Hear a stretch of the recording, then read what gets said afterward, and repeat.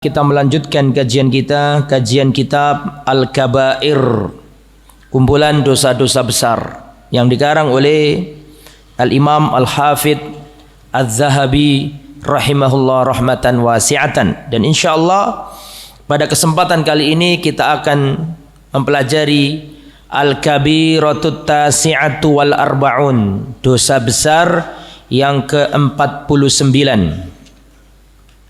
yaitu al-khuruju bis-saif wat takfir bil kabair, memberontak dengan angkat senjata dan mengkafirkan orang Islam karena dosa besar yang ia lakukan. Jadi Al-Imam Az-Zahabi mencantumkan dosa besar yang ke-49, yaitu memberontak kepada pemimpin dengan mengangkat senjata serta mengkafirkan para pelaku dosa. Padahal menurut ahlu sunnah pelaku dosa itu tidak bisa dikeluarkan dari Islam. Nanti kita jelaskan. Ini penting, ya. Qala ta'ala, qala Allah ta'ala, Allah Subhanahu wa ta'ala berfirman dalam surat Al-Baqarah ayat 190,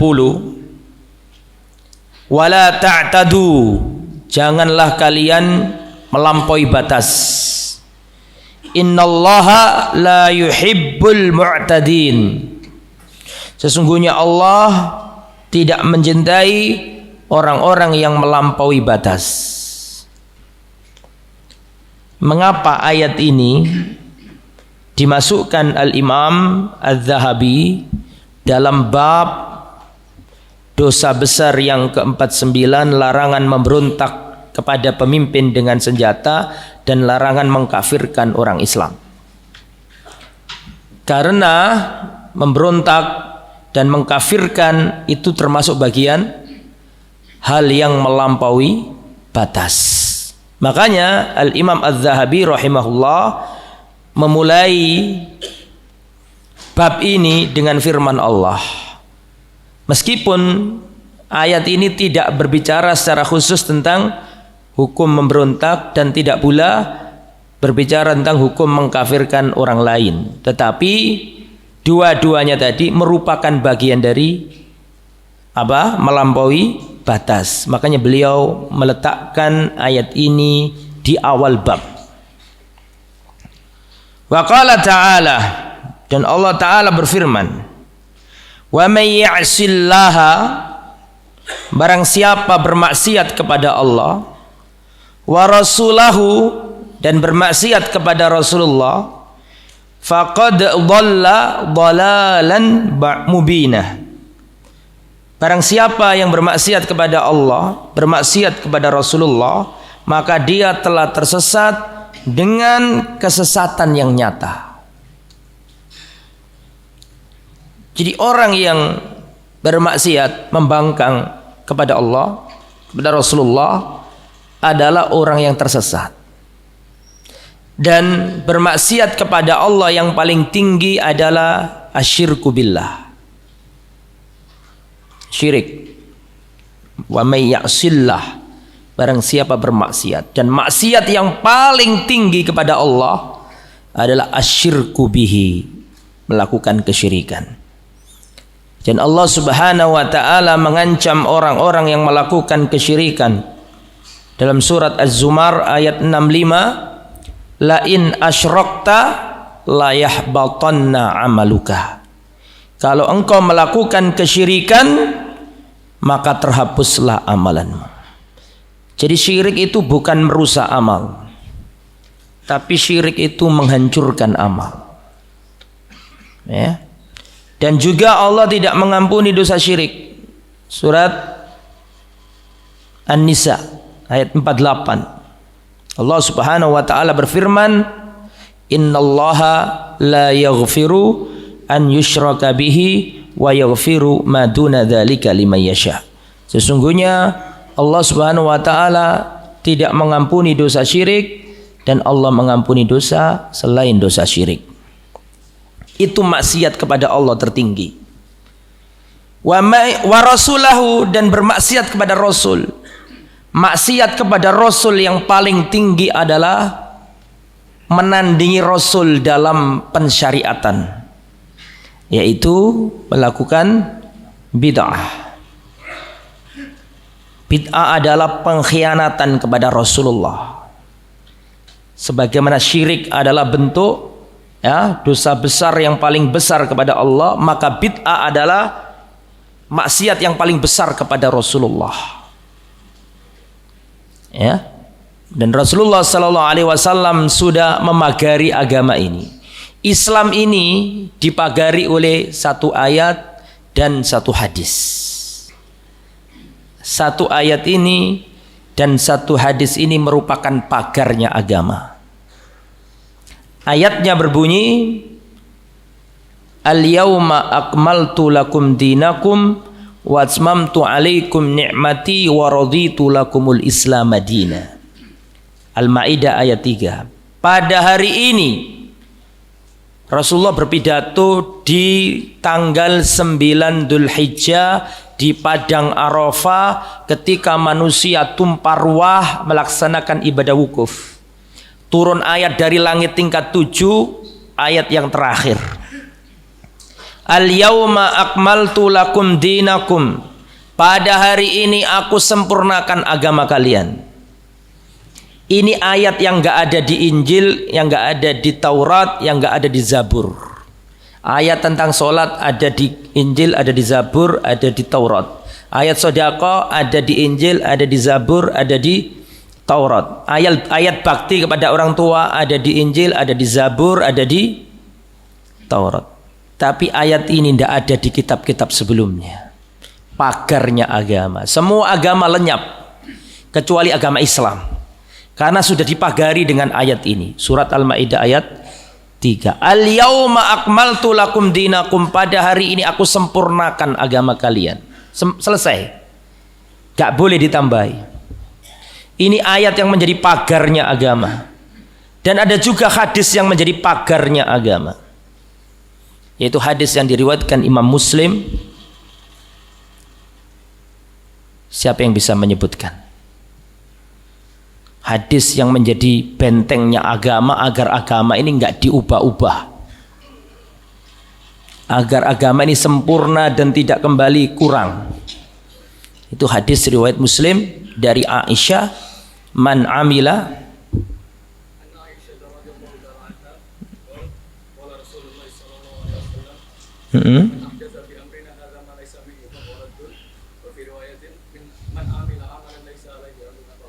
Masya Allah.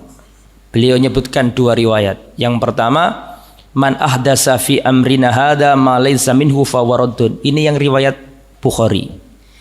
Barang siapa yang mengada-ngadakan di dalam urusan kami, urusan agama, perkara baru, maka tertolak. Ini riwayat Bukhari. Yang riwayat Muslim yang kedua, man amila amalan laisa alaihi amruna fawaradun. Barang siapa beramal di dalam agama tidak ada perintah dari Nabi, tertolak. Ini seandainya dalam Islam nggak ada hadis ini, maka Islam diacak-acak. Tapi ketika ada hadis ini, nggak bisa. Ada orang buat kreativitas dalam agama, nggak bisa karena ada hadis ini. Makanya ini hadis menjadi pagarnya agama. Ini nggak boleh berbuat bid'ah karena termasuk bentuk kemaksiatan kepada Rasulullah sallallahu alaihi wasallam. Jadi barang siapa bermaksiat kepada Allah, bermaksiat kepada Rasulullah, maka dia telah tersesat dengan kesesatan yang nyata. Dan pembangkangan kepada Allah yang paling tinggi adalah syirik, dan pembangkangan kepada Rasulullah yang paling tinggi adalah berbuat bid'ah. Yang pertama melanggar la ilaha illallah, yang kedua melanggar Muhammadur Rasulullah. Wa qala an-nabiy sallallahu alaihi wasallam, dan Rasulullah sallallahu alaihi wasallam bersabda, man qala li akhihil muslim ya kafir faqad ba'a biha ahaduhuma. Barang siapa berkata kepada saudara muslimnya, ya kafir, wahai orang kafir, Barang siapa berkata kepada sesama muslim, ya kafir, wahai orang kafir, maka kekafiran itu akan kembali ke salah satu di antara keduanya. Kalau itu tepat, maka tidak masalah. Tapi kalau nggak tepat, akan kembali ke orang yang mengkafirkannya. Harus hati-hati. Lah, Ahlus Sunnah wal Jamaah tidak mengkafirkan orang karena dosa besar yang ia lakukan. Dalam masalah pelaku dosa besar terdapat 4 sekte di dalam Islam, 4 golongan. Dalam masalah apa tadi? Pelaku dosa besar, ditulisnya.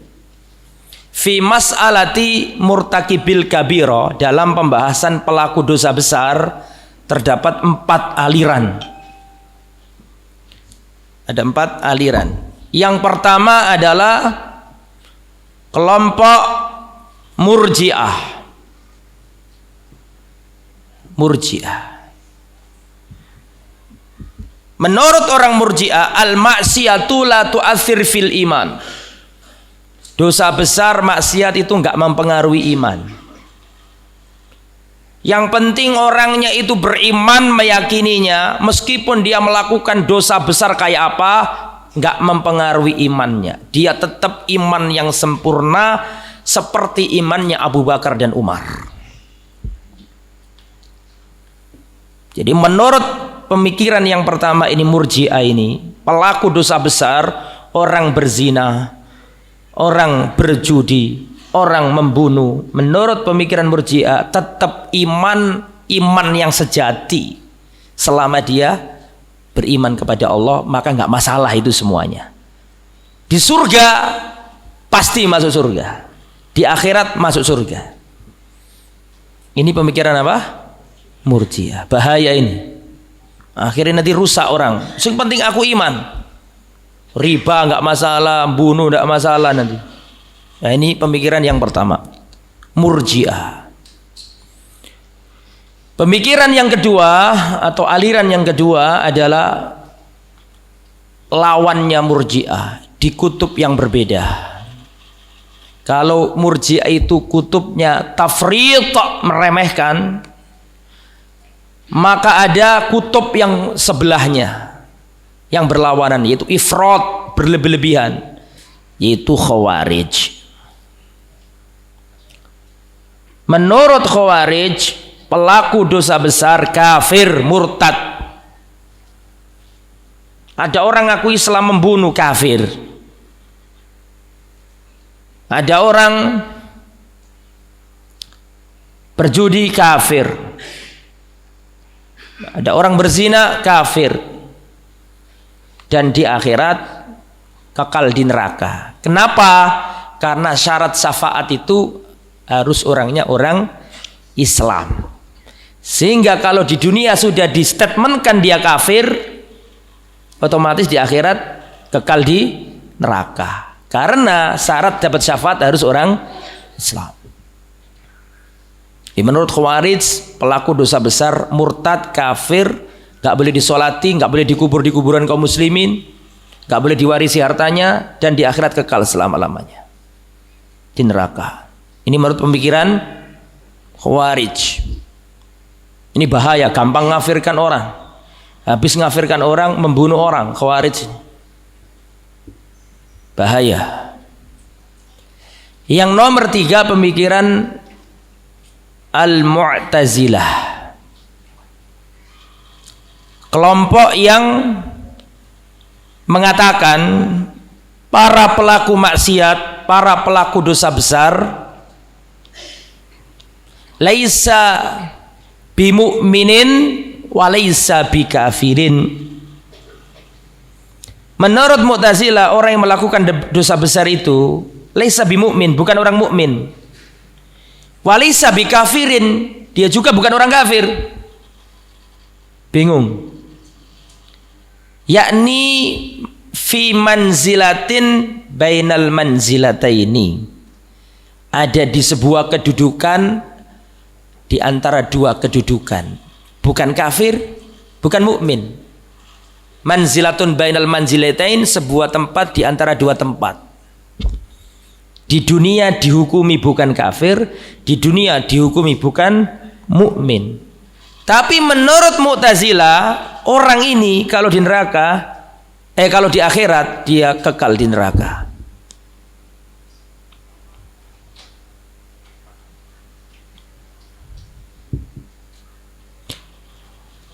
Kelompok di antara tiga tadi itu, satu Murji'ah, dua Khawarij, tiga Mu'tazilah. Di antara tiga itu yang benar yang mana? Di antara tiga itu yang benar yang nomor 4, belum disampaikan, yaitu Ahlus Sunnah wal Jamaah. Ahlus Sunnah wal Jamaah meyakini bahwa pelaku dosa besar, berzina, berjudi, minuman keras, wal'iyadu billah, na'udzubillah min dzalik, mereka ini kalau orangnya iman melakukan itu semua, maka mereka ini menurut pemahaman Ahlus Sunnah mukminun, tetap iman, naqisul iman, tetapi imannya kurang, asimun, pendosa, fasikun, fasik. Mukminun naqisul iman, mukmin tapi imannya tipis, tidak dikafirkan menurut Ahlus Sunnah, ya, tidak kafir menurut Ahlus Sunnah. Terus bagaimana di akhirat Ustadz orang yang seperti ini, pelaku dosa besar ini?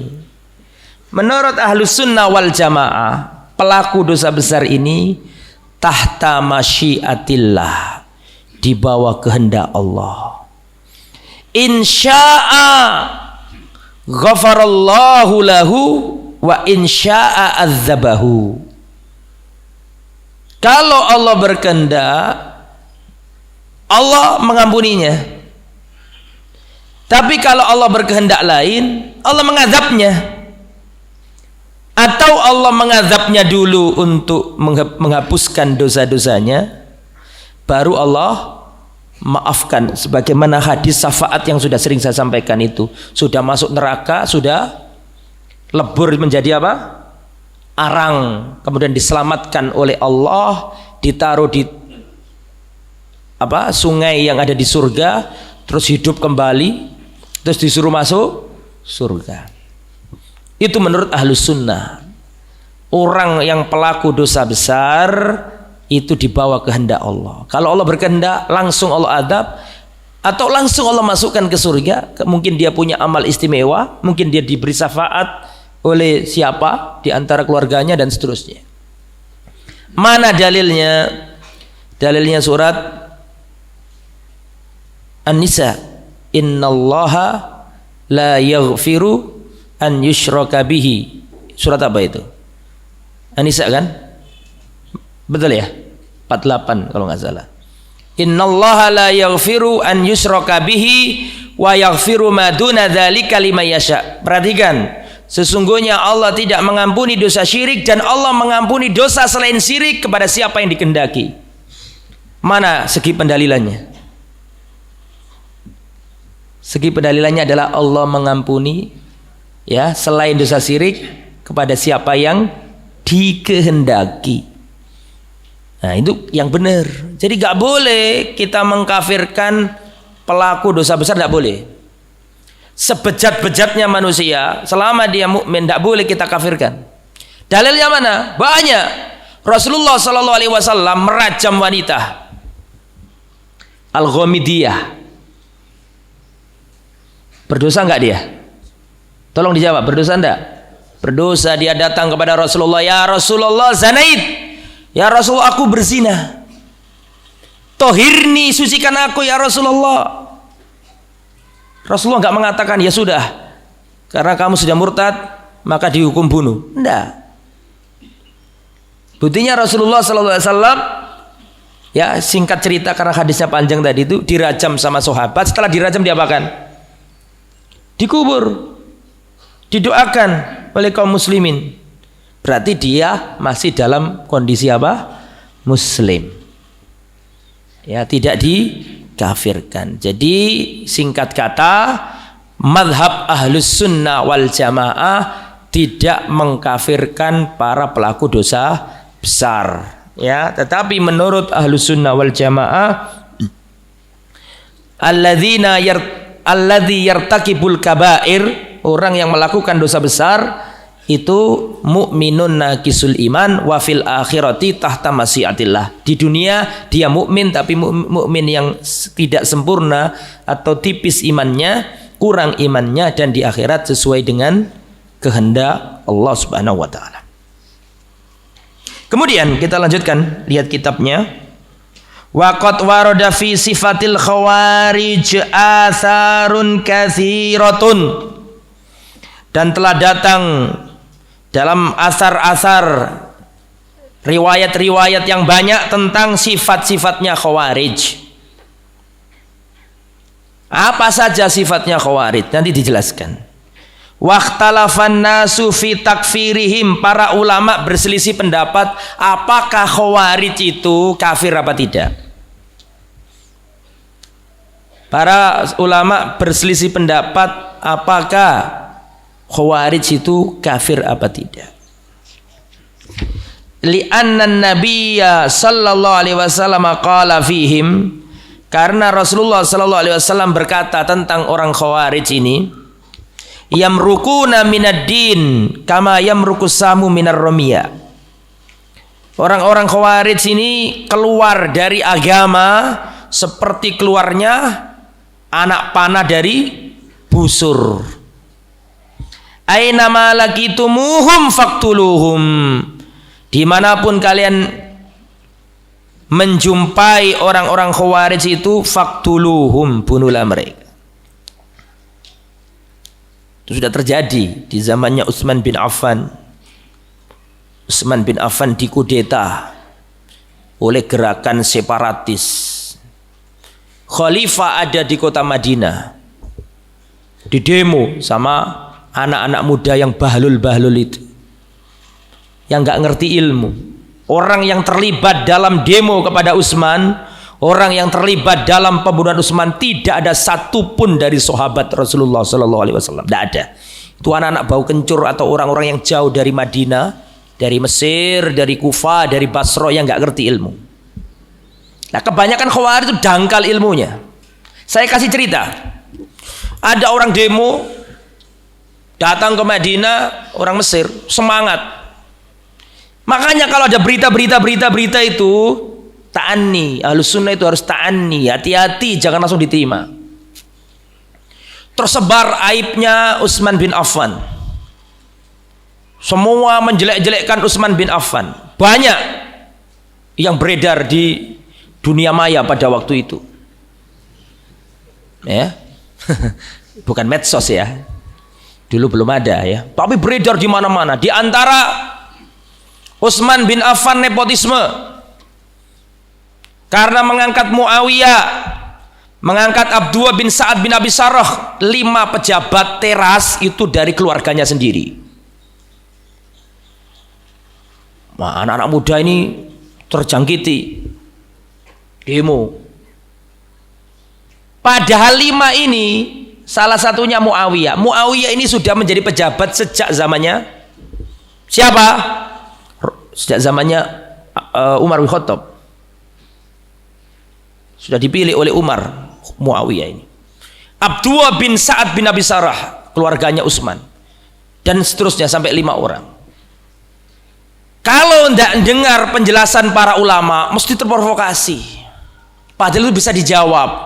Jawaban pertama, Islam di zamannya Utsman bin Affan itu, seluruh jazirah Arab dikuasai sudah. Persia sudah dikuasai. Romawi udah lari terbirit-birit ke Konstantinopel. Syam sudah dikuasai.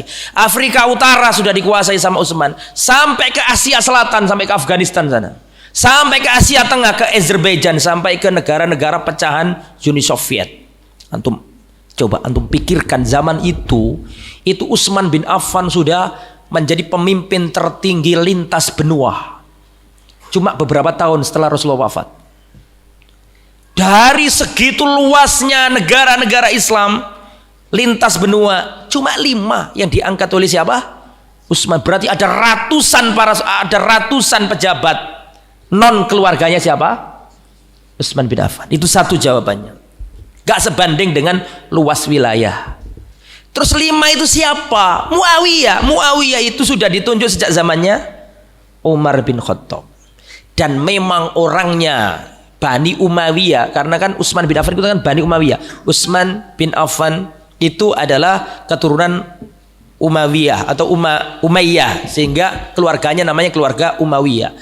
Keluarga Umayyah, keluarganya Utsman ini semenjak zamannya Rasul itu sudah sering ditunjuk Nabi. Memang keluarga ini adalah keluarga yang punya leadership, punya kepemimpinan, pinter ngatur negara, para politikus begitu. Dan 5 ini gak sekaligus, tapi berita ini sudah terserap, dipikirkan oleh anak-anak muda ini. Di antaranya juga ada seorang lelaki dari Mesir, jauh dari ilmu, karena pusatnya ilmu ada di Madinah. Paham? Datang ke Madinah, tanya siapakah orang ahli ilmu di sini. Yang ada pada waktu itu Abdullah bin Umar. Ini orang datang dan berkata, wahai Abdullah bin Umar, kami ini mendengar bahwa Utsman gak ikut perang Badar. Apakah benar itu? Dijawab sama Abdullah bin Umar, "Naam, iya benar. Utsman gak ikut perang Badar." Kenapa terusan? Loh, dia gak ikut perang Badar. Loh, kok bisa jadi khalifah? Oh, di sana ada yang lebih hebat yang ikut perang Badar. Kok bisa jadi khalifah? Tanya lagi. Apakah benar katanya Utsman bin Affan itu lari dari perang Uhud? Dijawab sama Abdullah bin Umar, iya benar. Kaget lagi nih orang ini. Tanya lagi, apakah benar Utsman bin Affan gak ikut bai'atur ridwan? Iya benar. Langsung dia bertakbir, Allahu Akbar, berarti dia layak untuk dilengsarkan.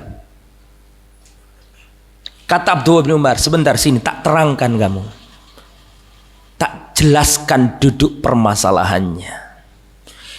Pertanyaanmu apakah Utsman bin Affan gak ikut perang Badar? Jawabannya iya, betul, itu bukan hoaks, itu benar. Tetapi apakah kamu tahu kenapa Utsman bin Affan gak ikut perang Badar? Utsman sudah mau berangkat perang Badar, istrinya Utsman sakit keras. Siapa istrinya Utsman? Putrinya Rasulullah sallallahu alaihi wasallam, Ruqayyah. Maka dilarang oleh Rasulullah, wahai Utsman, jangan kau ikut perang Badar. Jagalah putriku, jagalah istrimu. Siapa namanya tadi? Ruqayyah. Demi Allah, sekiranya Utsman bin Affan pada waktu itu nekat perang Badar, dia telah bermaksiat kepada Allah dan Rasulnya. Paham maksud saya? Utsman gak ikut perang Badar justru karena perintah Nabi. Dan Utsman bin Affan sam'an wa ta'atan, sami'na wa atau, dan selesai perang Badar, Ruqayyah wafat. Utsman bin Affan diberi ghanimah hasil perang Badar. Seakan-akan Utsman ikut perang Badar. Kamu katakan tadi, kamu tanya kepadaku apakah Utsman bin Affan lari dari perang Uhud? Benar, itu bukan hoax, betul. Tapi kamu tahu nggak ceritanya? Tahu nggak ceritanya? Pada zaman itu kaum muslimin melawan 3.000 pasukan kafir Quraisy. Jumlahnya kaum muslimin pertama 1.000. Di tengah perjalanan orang kafir, orang munafik gembosi, menarik pasukan 300. Berarti jumlahnya kaum muslimin berapa? 700. Cepat jawabnya ya. 700 melawan 3.000. Sebelum terjadinya perang, Rasulullah menunjuk kurang lebih 50 orang untuk ada di Bukit Rumat. Sekarang diberi nama Jabal Rumat. Sampai sekarang ada bukit itu di Uhud sana. Kalau umroh insya Allah diajak ke sana biasanya. 50 orang kurang lebih. Berarti yang berperang berapa? Kurang lebih 650. Melawan 3.000. Itu yang 3.000 digulung sama para sahabat, lari kocar-kacir. Kalah. Ada yang lari ke gunung, Sampai-sampai wanita-wanita kafir Quraisy yang ikut perang itu lari sambil terdengar kemerincingnya gelang kaki mereka. Kerincing, lari semuanya. Yang 6 kurang lebih 700 mengalahkan yang 3000. Ketika pasukan musuh dikejar oleh sebagian kaum muslimin, sebagian yang lain mengumpulkan ghanimah, rampasan perang. Maka yang di atas mengira perang sudah usai, lupa dengan wasiatnya Nabi, nggak boleh turun sampai ada instruksi. Turun mereka. Ketika mereka turun dilihat oleh Khalid bin Walid, pada waktu itu masih kafir radhiyallahu an. Maka Khalid bin Walid menyiapkan pasukan yang tersisa, balik dari arah belakang menghantam kaum muslimin dari belakang yang sedang tidak siap karena lagi ngumpulkan apa? Dihantam sama pasukannya Khalid sampai antara sahabat saling kebingungan, ada sahabat membunuh sahabat. Yaman, bapaknya Hudzaifah bin Yaman dibunuh oleh para sahabat. Saking paniknya, kocar kacir. Dan disitulah banyak kaum muslimin, ada yang lari ke Madinah, ada yang nggak ikut perang, ada yang lari ke Abdullah bin Ubay bin Salul, orang munafik, untuk ngelobi orang kafir Quraisy agar berhenti. Dan pada waktu itu pula dikabarkan Rasulullah wafat karena Mus'ab bin Umair, sahabat Nabi yang ganteng rupawan, mati. Dikira Nabi Muhammad. Orang-orang kafir mengatakan mata Muhammad, Muhammad mati, perang usai. Sehingga kocar kacir kaum muslim ini, diantaranya Utsman bin Affan. Paham nggak?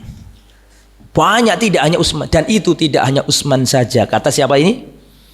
Abdullah bin Umar. Itu zamannya genting, dan sudah Allah turunkan ayat mengampuni para sahabat yang melakukan itu. Allah sudah mengampuninya, kok mau kalian ungkit-ungkit lagi?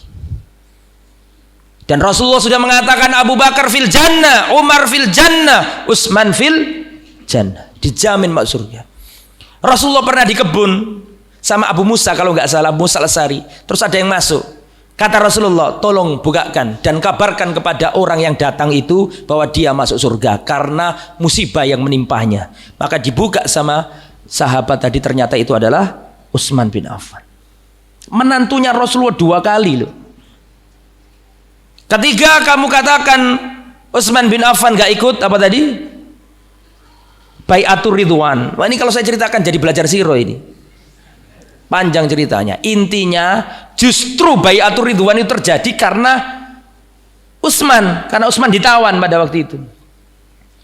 Maka orang-orang sahabat Nabi sebanyak 1.400 berbaiat di bawah pohon membela Nabi dan siap membela Utsman yang diapakan? Ditawan, yang dalam prasangka para sahabat Utsman diapakan? Dibunuh. Jadi justru Bai'atur Ridwan ini terjadi karena ceritanya siapa? Utsman. Dan Rasulullah dalam Bai'atur Ridwan itu mengatakan ini tangannya Utsman, digantiin sama Nabi. Nah artinya begitu, berita itu kayak gitu itu. Berita itu satu bisa jadi hoak, bisa jadi nggak hoak, tapi kita yang nggak paham dalam apa? Mencernanya. Jadi jangan terprovokasi. Harus hati-hati.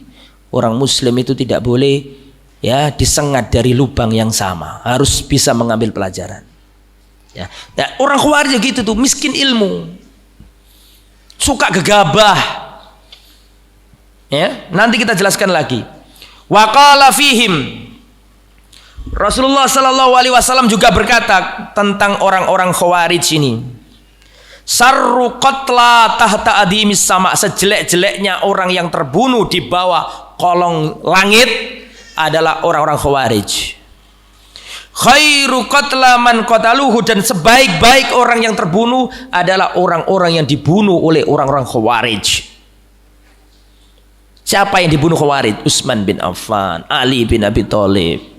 Nanti kita jelaskan lagi kalau nyampe itu. Fal khawariju mubtadi'atun. Orang-orang Khawarij itu orang-orang ahli bid'ah. Semangat agamanya tinggi, ingin menegakkan hukum Allah tapi dangkal ilmu. Itu ciri khas Khawarij. Ya, mustakhilluna ad-dima, mereka menghalalkan darah, tega mereka. Wat takfir, dan gampang mengkafirkan orang. Itu ciri khasnya apa namanya? Khawarij. yada'una yaktuluna ahlal Islam wa yada'una ya dan wa yada'una aduwallah, mereka membunuh orang-orang Islam. Wa yada'una ahlal authan, ya, orang-orang Khawarij itu yaktuluna ahlal Islam, gampang membunuhi orang-orang Islam. Wa yada'una ahlal authan, dan membiarkan para penyembah berhala. Contohnya ya ISIS itu. Yang dibunuh ISIS siapa? Ya orang-orang Islam sendiri. Ada ceritanya ISIS gempur Israel. Ada beritanya. Ada beritanya ISIS gempur Syiah. Gak tahu itu siapa, bikinan siapa. Qatalahumullah, gak jelas. Ya. Saya mau tanya, ISIS itu tempatnya di daerah Suriah sana, betul apa enggak? Suriah itu dekat sama Israel apa enggak? Ya perbatasan langsung.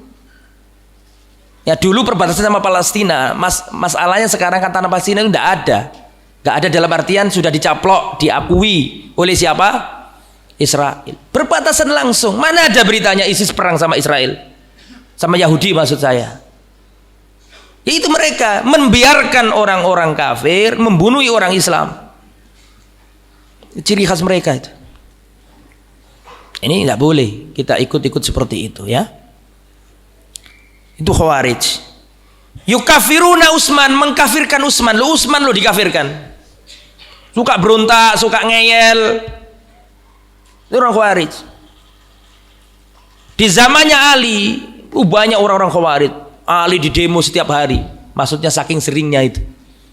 Kenapa engkau nggak bisa seperti Abu Bakar dan Umar dalam memimpin negara ini tentram, Islam jaya, menaklukkan negeri-negeri. Loh, zamannya Ali tidak ada penaklukan negeri. Karena sibuk tukaran terus sak koncone dhewe. Ada perang Jamal, ada perang Siffin, ada perang Nahrawan, membasmi orang-orang Khawarij, sehingga Ali bin Abi Thalib kurang lebih 5 tahun itu nggak ada perluasan wilayah. Abu Bakar meninggalkan Jazirah Arab kokoh, Islam kuat, Nabi palsu dibasmi, orang murtad disikat, orang ingkar zakat dikembalikan, Islam kuat Jazirah Arab. Abu Bakar mewariskan negara yang kuat kepada Umar bin Khattab. Umar bin Khattab mengambil modal yang kuat itu menaklukkan Romawi dan Persia. Dua imperium besar pada waktu itu hancur di zamannya Umar bin Khattab. Islam kuat. Bayangkan Romawi Persia lo kalah. Padahal antum kalau tahu Rasulullah wafat 11 Hijriah. Setelah itu 2 tahun diganti siapa? Umar bin Khattab, diganti Abu Bakar untuk dalam negeri supaya kuat dulu. Diganti Umar bin Khattab 2 tahun setelah wafatnya Nabi. Persia tumbang, Romawi tumbang, gak butuh waktu lama. Kalau tauhidnya sampean bener yuk, gak butuh waktu lama. Kokoh. Di zamannya Utsman, modal kuat dipakai Utsman untuk menguasai atau menaklukkan Afrika Utara sampai ke Asia Tengah, sampai ke Kabul, Afghanistan. Kuat. Diganti Ali, banyak di demo. Sing salah ya rakyatnya dewe. Di demo, dikhianati, enggak ada penaklukan. Dan kalau dikatakan penaklukan Islam, jangan yang ada di benak kita Islam dolim lah. Islam itu justru membebaskan mereka dari pemimpin-pemimpin yang dolim. Orang-orang Kaisar Romawi dihilangkan terus diganti Islam, nggak ada pajak, kemudian mereka diberi diislamkan, diajari sholat. Justru rahmat penaklukan Islam itu, bukan apa? Bukan kedoliman. Di zamannya Ali ini sering didemo beliau. Kenapa kamu nggak bisa seperti Abu Bakar, nggak bisa seperti Umar, makmur, tentrem, kuat, aman? Kenapa nggak bisa? Maka kata Ali bin Abi Thalib, ya jelas nggak bisa. Karena apa? Karena dulu Abu Bakar dan Umar ketika jadi khalifah, akulah rakyatnya. Orang-orang kayak aku ini, para sahabat Nabi yang lurus-lurus, lempeng-lempeng. Lah sekarang aku jadi khalifah, rakyatnya koyoke awakmu iki. Ngeyel gini gini. Jadi nggak bisa.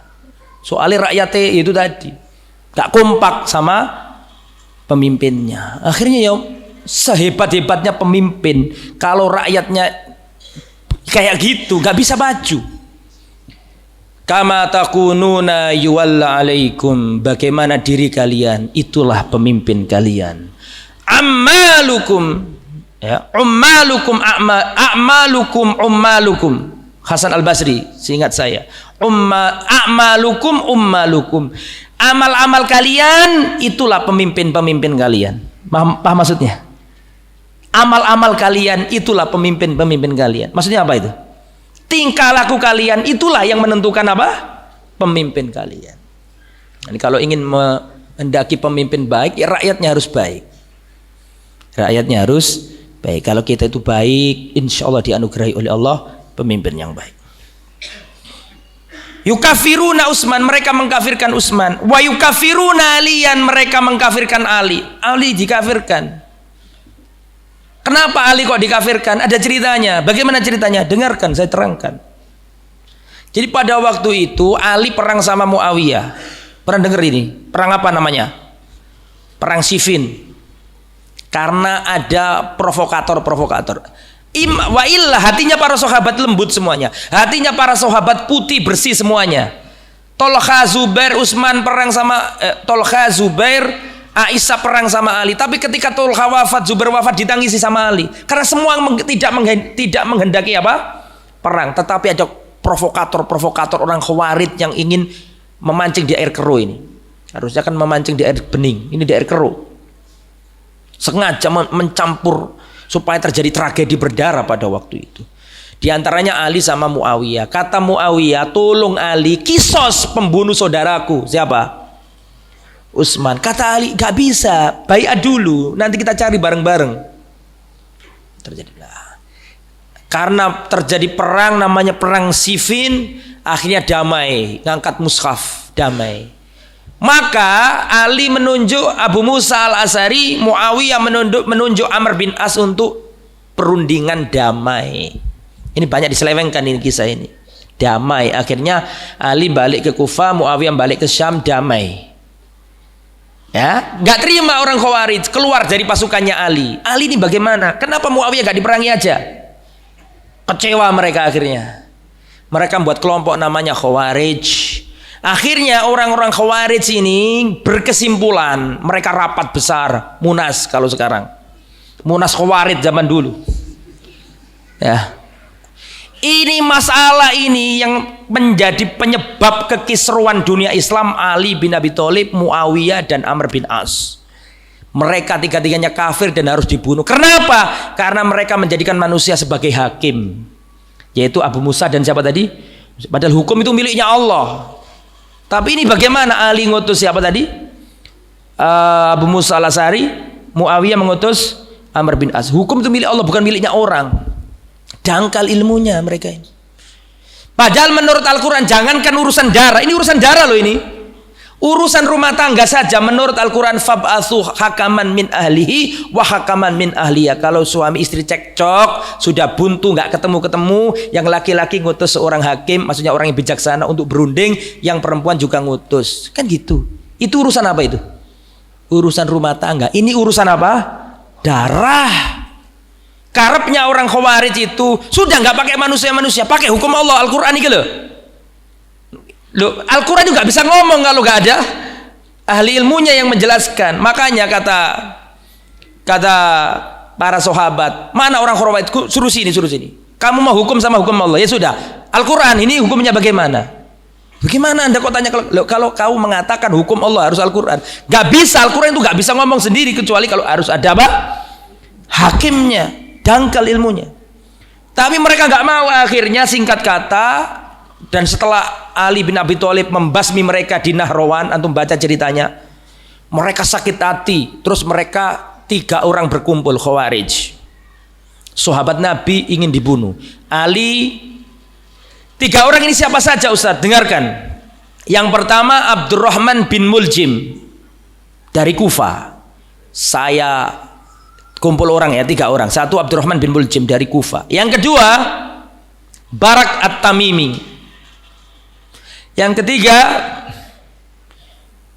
adalah Amr bin Bakr At-Tamimi. Berapa orang? 3 orang kumpul.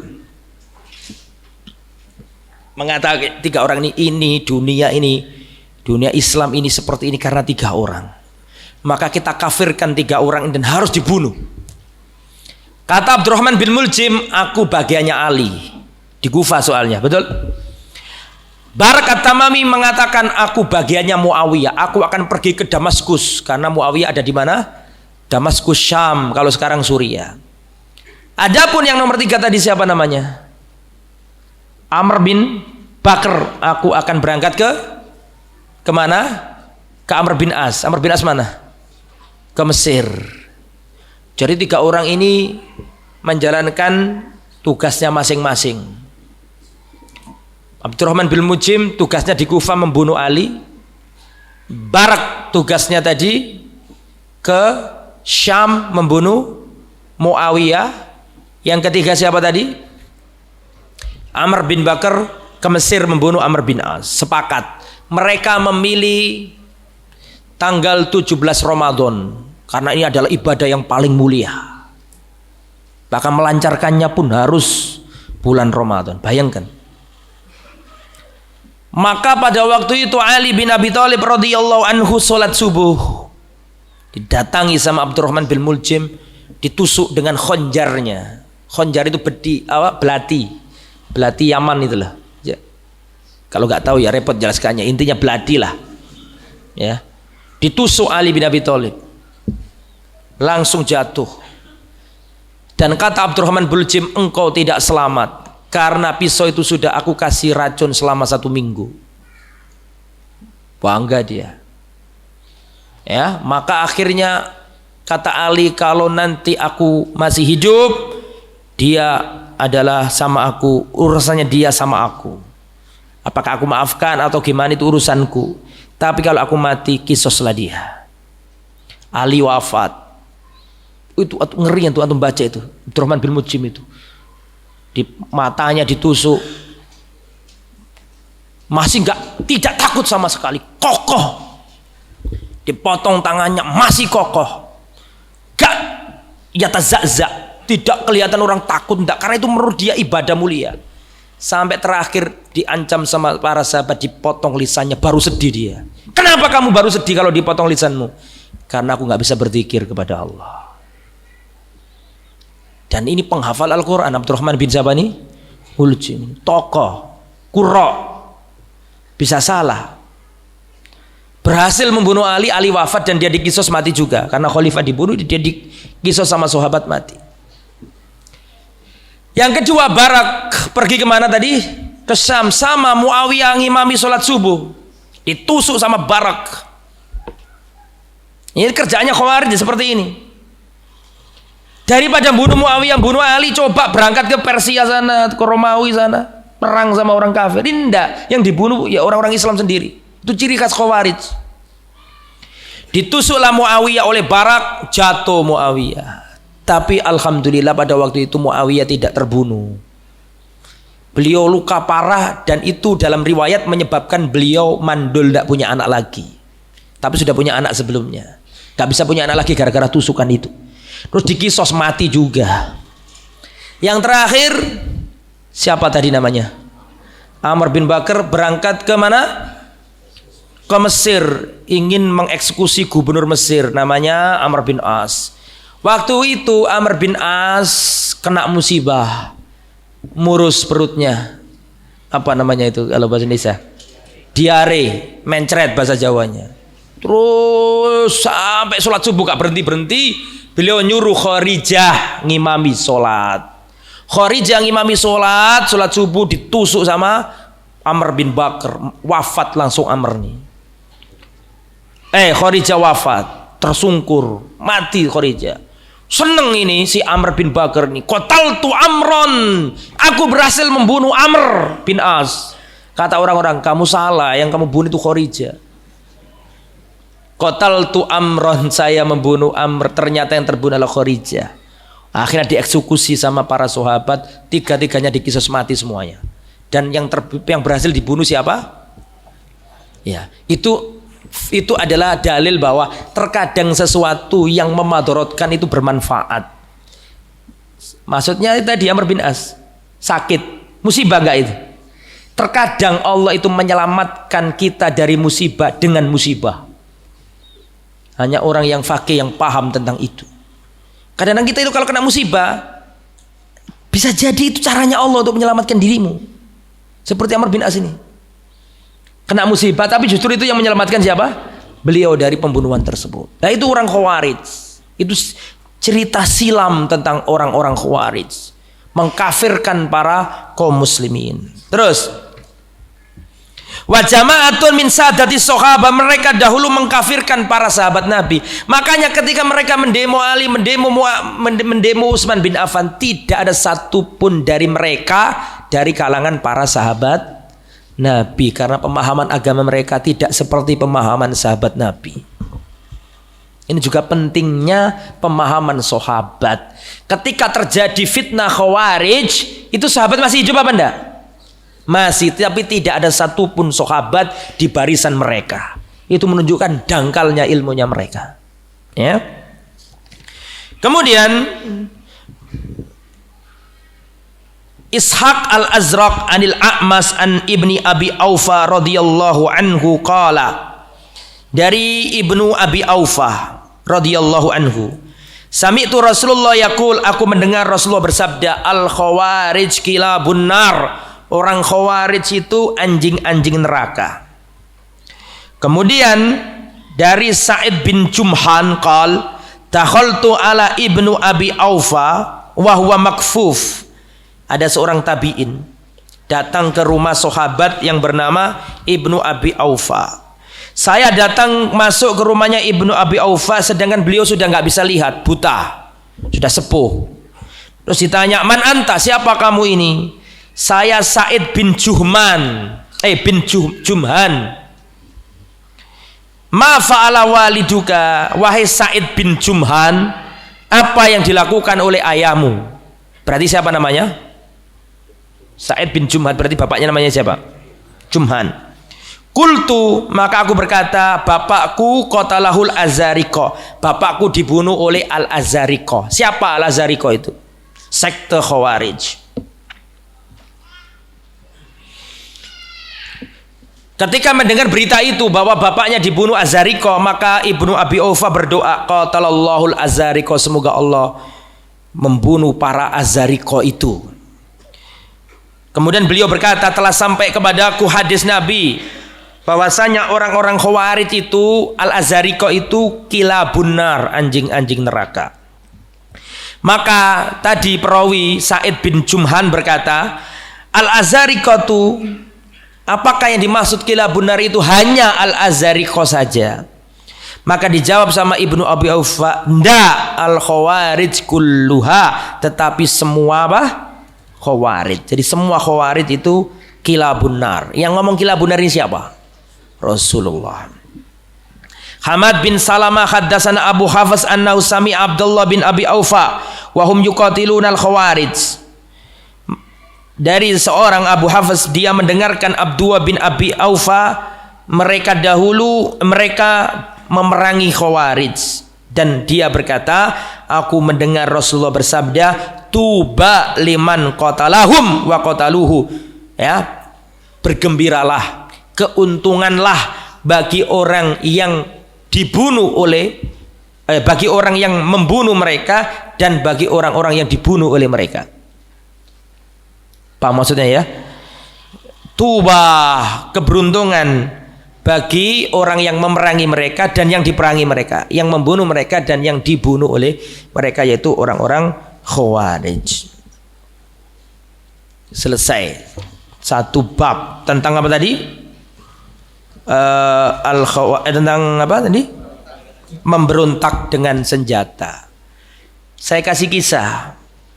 Dulu di Irak itu ada pemimpin yang bengis, dan ini sudah sering saya ceritakan. Namanya siapa?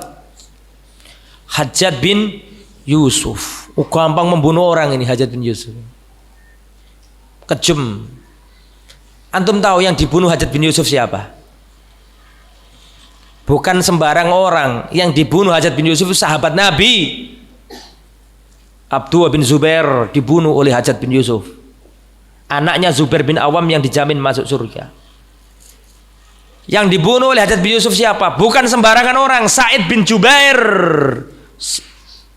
tabi'in terkemuka. Sa'id bin Jubair dibunuh oleh Hajjaj. Kemudian Abdullah bin Zubair, sahabat Nabi, juga dibunuh oleh dibunuh oleh siapa? Hajjaj bin Yusuf. Berarti orangnya bengis apa enggak? Oh iya, luar biasa. Maka orang-orang Irak turun jalan datang ke Hasan al-Basri. Hasan al-Basri adalah mahkotanya tabi'in. Ngerti mahkotanya tabi'in? A'immatut tabi'in, imamnya para tabi'in. Hasan al-Basri didatangi sama orang-orang yang ingin menjatuhkan Hajjaj bin Yusuf. Maka mereka datang untuk minta fatwa, minta legitimasi aksi mereka. Maka Hajjaj bin Yusuf berkata, ya, pemimpin yang dolim itu ada dua kemungkinan. Pemimpin yang rusak, dolim, yang gak adil, yang pilih kasih, yang menumpahkan darah, itu ada dua kemungkinan. Kata siapa? Hasan al-Basri. Kemungkinan yang pertama itu adalah hukuman bagi rakyat yang penuh dengan kedoliman. Dan sebaik-baik orang yang dihukum adalah segera beristighfar. Kemungkinan yang kedua, pemimpin yang bejat, itu adalah karena ujian dari Allah. Dan sebaik-baik orang yang diuji adalah orang yang bersabar. Maka pulanglah, sarungkan pedang-pedang kalian, sabarlah dan perbanyaklah istighfar di rumah-rumah kalian. Gak digubris. Dinasihati lagi, ya, bahwa wulatukum, sesungguhnya pemimpin-pemimpin kalian itu dari diri-diri kalian. Bagaimana kalian, itulah pemimpin kalian. Terus tak mau nurut sama Hasan al-Basri. Mereka turun jalan, maka dihabisi semua sama siapa? Hasan al-Basri. Begini ya, Ahlussunnah wal Jamaah itu tidak membenarkan kedoliman pemimpin. Rasulullah mengatakan, perhatikan, akan datang di akhir zaman pemimpin-pemimpin yang berhati setan. Di antara mereka ada orang-orang yang berhati setan. Berarti term pemimpin dolim itu ada apa enggak? Rasulullah sendiri menamai mereka itu dolim, tetapi kata Nabi tetap jangan diapakan? Diberontak. Ini jangan dikaitkan dengan cerita kita di negara kita. Ini saya menerangkan hadis. Ya, Rasulullah menamai mereka, hati-hati mereka seperti setan. Yang ngomong ini siapa? Rasul. Berarti memang mungkin suatu itu mungkin terjadi, tapi tetap kata Nabi, dengarkan, taati, jangan kau berontak selama dia tidak melakukan kekafiran yang apa? Nyata. Karena Ahlussunnah wal Jamaah ketika menasihati rakyat untuk tetap sabar terhadap kepemimpinan, terhadap pemimpin yang dolim, bukan berarti Ahlussunnah itu mendukung adanya kepemimpinan yang dolim, tetapi untuk meredam darah-darah kaum muslimin. Ya, perang itu jikalau tertidur, terlaknatlah orang yang membangunkannya.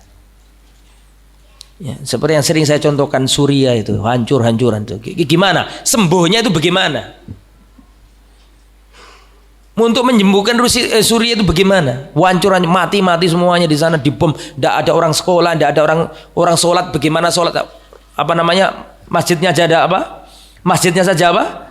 Hancur. Bagaimana sholat jamaahnya? Nggak ada azan lewat pengeras suara, hancur semuanya. Bagaimana dengan Libya? Dulu melengsarkan Muammar Gaddafi. Muammar Gaddafi tohut, kafir, diberontak, dilengsarkan. Sekarang Gaddafi hilang, teman-teman sak koncone dewi. Hancur, berantakan negara itu. Gagal. Karena apa? Nggak sabar. Padahal ulama yang dulu mengingatkan jangan berontak, itu bukan berarti mendukung seandainya Gaddafi itu apa? Saddam Hussein juga dolim, kejem, bengis, dikafirkan, diberontak. Amerika datang, semangat mereka sekalian ngantemi Saddam hancur, hilang. Bagaimana Irak sekarang? Apakah Anda mengira kalau pemimpin dolim itu hilang terus negaramu jadi aman? Tambah gak karu-karuan. Ya, koyok-koyok sak durungi. Nek semarian teman-teman hancur, harus sabar ya. Ya gak boleh ngangkat senjata, memprovokasi orang untuk ngangkat senjata lawan pemimpin. Ya, ini masalahnya bukan dolim apa nggak dolim. Ini masalahnya adalah darah kaum muslimin dan keamanan. Makanya jangan mudah terprovokasi. Ya. Tolong jangan disangkut pautkan sama pemilu, sama adroka, sama pemilu. Ini tidak ada urusan sama pemilu. Ini urusan kita berbicara tentang bagaimana meredam. Jangan sampai terjadi huru hara. Paham maksud saya? Ya? Taib. Jadi seperti itu, dan itu kisah banyak. Itu yang dilakukan oleh Hajjaj bin Yusuf nggak tanggung-tanggung loh, membunuh siapa? Sahabat Nabi. Tapi kata Hasan Basri, tahan. Jangan kalian akan hangus nanti. Tahan. Karena kata Rasulullah, perhatikan. Kata Rasulullah sallallahu alaihi wasallam, la zawalud dunya ahwanu indallah min qatli rajulin muslim. Dunia seisinya ini hilang itu lebih ringan di sisi Allah daripada satu darahnya kaum muslimin tertumpah. Satu orang Islam darahnya tertumpah itu lebih gede menurut Allah daripada dunia seisinya ini hilang. Antum tahu dunia seisinya itu di dalamnya ada Baitul Maqdis, ada Masjidil Haram, ada Masjidil Nabawi. Saking bahaya darah. Makanya hati-hati, siapapun itu, mufti apa siapa menyulut sesuatu, membuat umat gaduh, itu bahaya loh itu. Karena darah satu tertumpah itu berat. Nanti pada hari kiamat yang akan diadili oleh Allah pertama kali adalah urusan apa? Darat. Tapi sebaliknya, ya anggota atau polisi misalnya jangan gampangan untuk numpahkan darah juga, sama aja. Saya yang dihadir di sini kan juga ada polisi juga. Hati-hati juga. Karena masalah darah itu benar-benar, kecuali jelas-jelas ya dia itu kalau nggak ditembak dia melukai kita. Saya pernah ditelepon oleh waktu Ramadan itu ya. Oleh ada Pak polisi telepon saya. Ustadz ini gimana? Apakah puasa saya batal Ustadz? Loh kenapa Pak? Saya hampir nembak orang Ustaz. Tapi kalau nggak saya tembak, saya yang kena celurit Ustaz. Oh tembakan Pak, nggak apa-apa Pak. Apakah puasanya batal? Enggak, tambah dapat pahala sampai. Karena membela diri, penjahat mau ditangkap, buka apa? Celuritnya mau dikena, saya tembak Ustaz. Enggak apa-apa Pak. Batal puasa? Enggak, ada batal. Tambah dapat pahala karena ya orang kayak gitu. Dan nggak bisa dikisos. Karena darah orang yang terbunuh darah yang tidak terjaga. Itu ya. Jadi tetap harus hati-hati. Rakyatnya harus bisa meredamkan diri.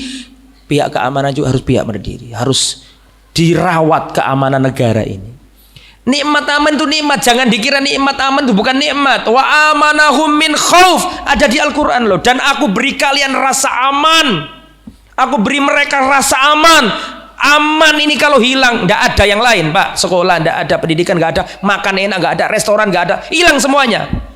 Jangan diremehkan nikmat aman ini. Kalau aman hilang semuanya. Ya, harus dirawat keamanan negara kita ini ya. Wallahu a'lam bishawab. Ada beberapa pertanyaan.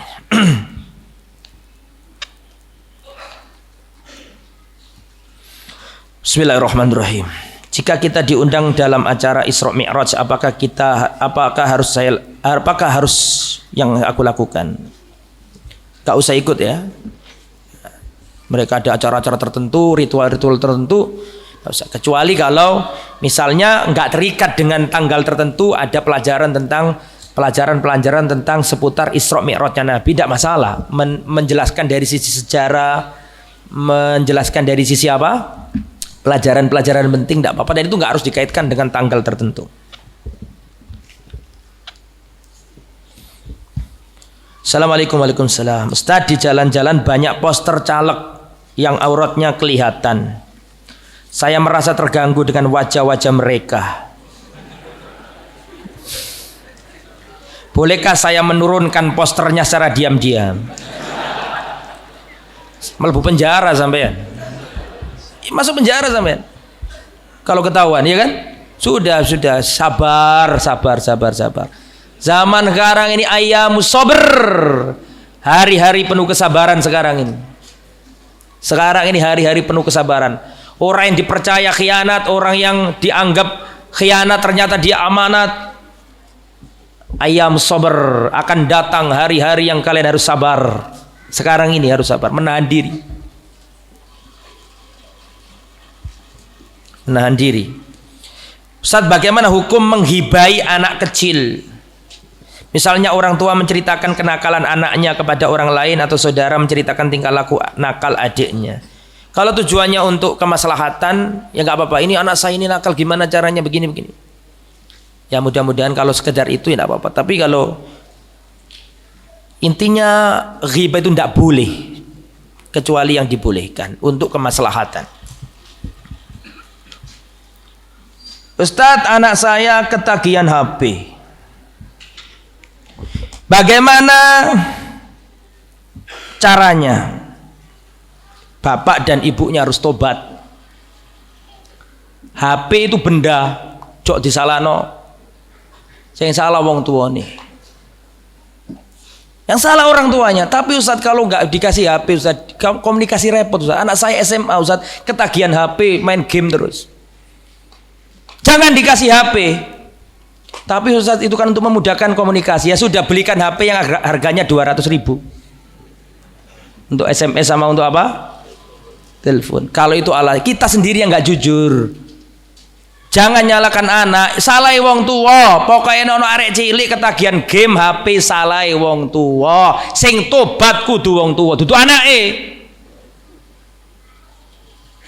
Wala tutus sufaha amwalakum. Jangan wala tutus sufaha amwalakum, jangan kau berikan hartamu kepada orang yang belum cukup umur. Ini harta loh, ini mahal loh harganya. Maksudnya bukan HP saya yang mahal, tapi HP itu mahal.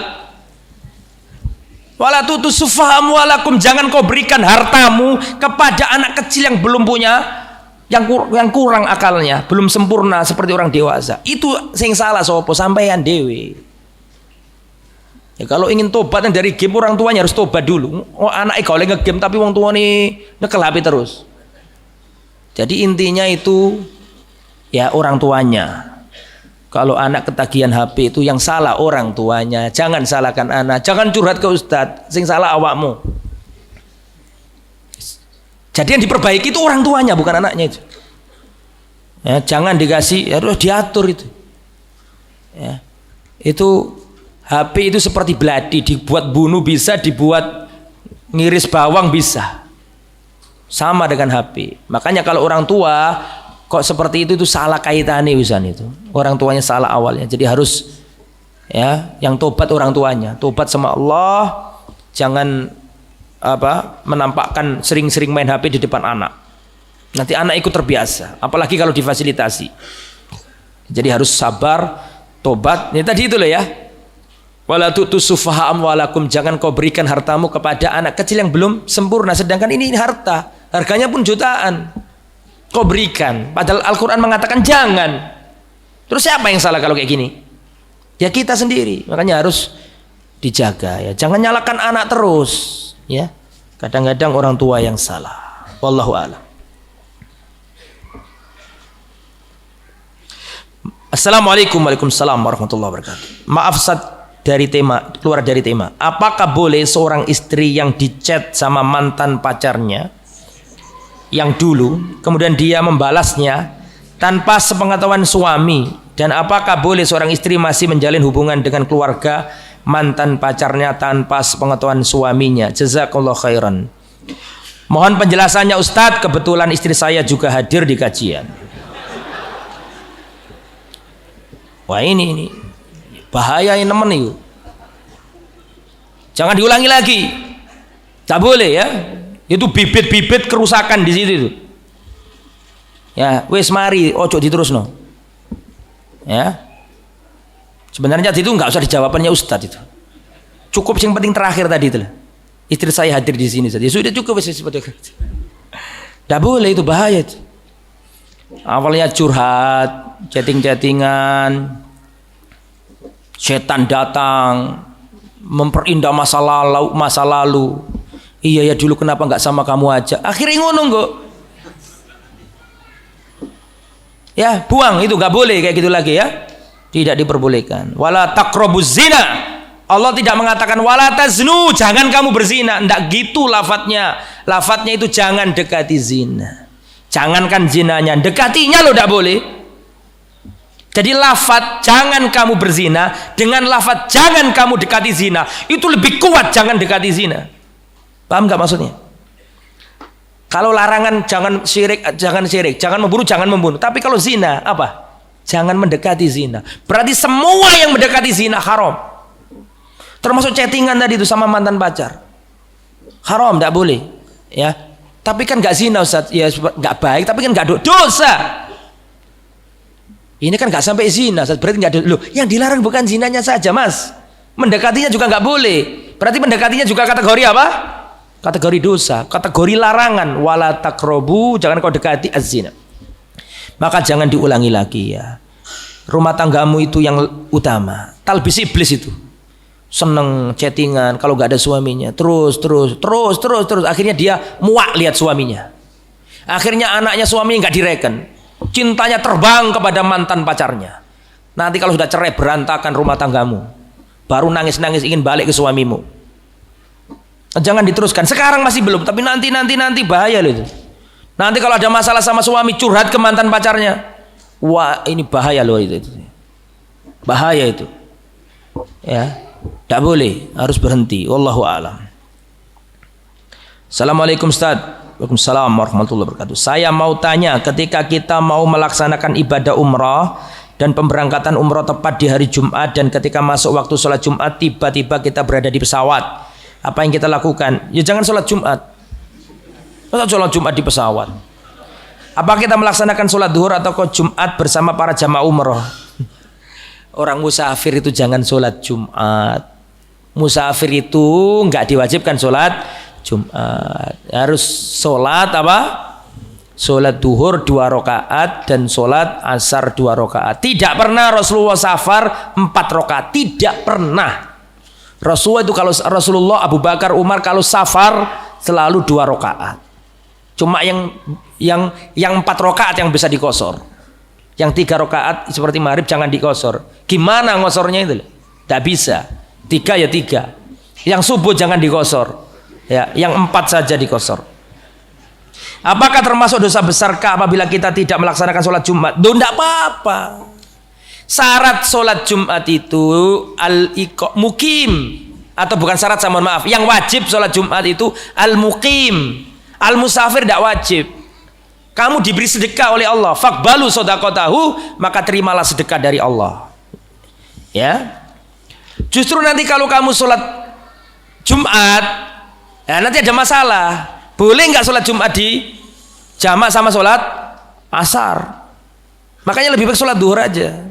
Karena nanti kalau anda sholat Jumat, nanti ada permasalahan baru. Boleh nggak menjamak sholat Jumat dengan sholat? Nah, sekarang nggak ada dalil. Karena Nabi itu kalau Jumat, kalau safar ya safar, nggak usah melaksanakan sholat Jumat. Musafir nggak disuruh sholat Jumat. Assalamualaikum warahmatullahi wabarakatuh. Ustadz mohon terangkan pada kami masalah sunnah tasbih. Lain kali insya Allah, saya belum jawab.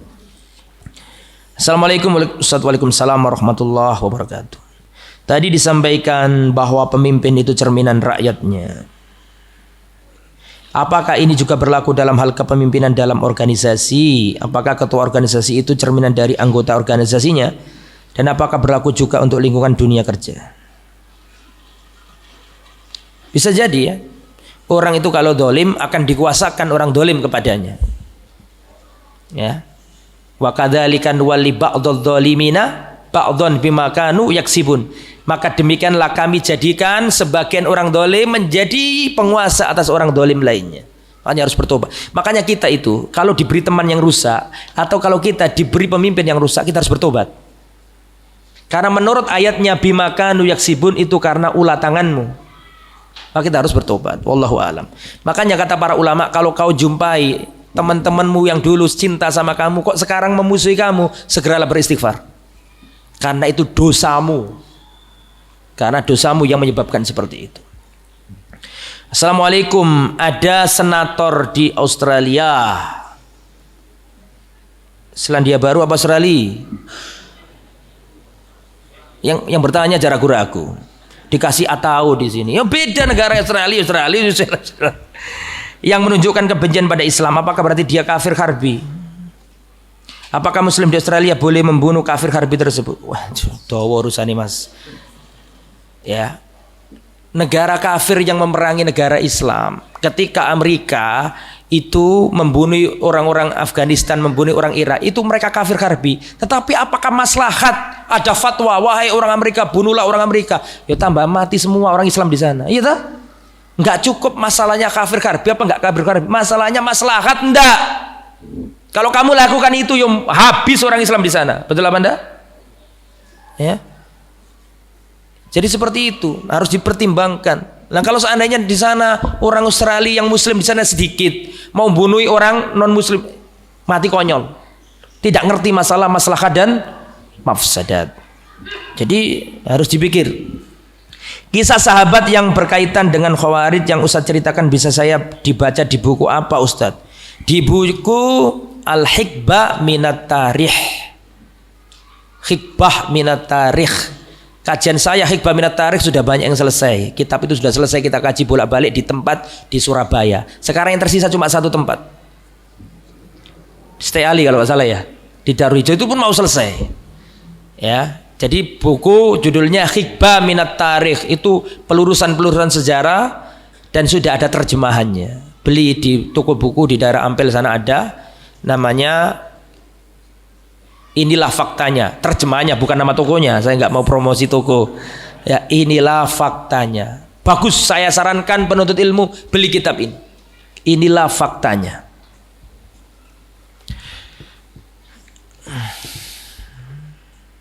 Apa alasan Hajjaj membunuh para sahabat? Karena ada dualisme di situ. Karena di situ Hajjaj itu khalifahnya pada waktu itu namanya Abdul Malik bin Marwan. Sedangkan di situ ada dualisme. Ketika Yazid diangkat itu ada dualisme. Ya, kosong pemerintahan, akhirnya ada dua pemimpin. Yaitu di Hijaz dikuasai Abdullah bin Zubair. Maka Abdullah bin Zubair diapakan? Karena Abdullah bin Zubair enggak mau baiat sama Yazid, maka dibunuh sama Hajjaj bin Yusuf, komandannya atau panglima perang.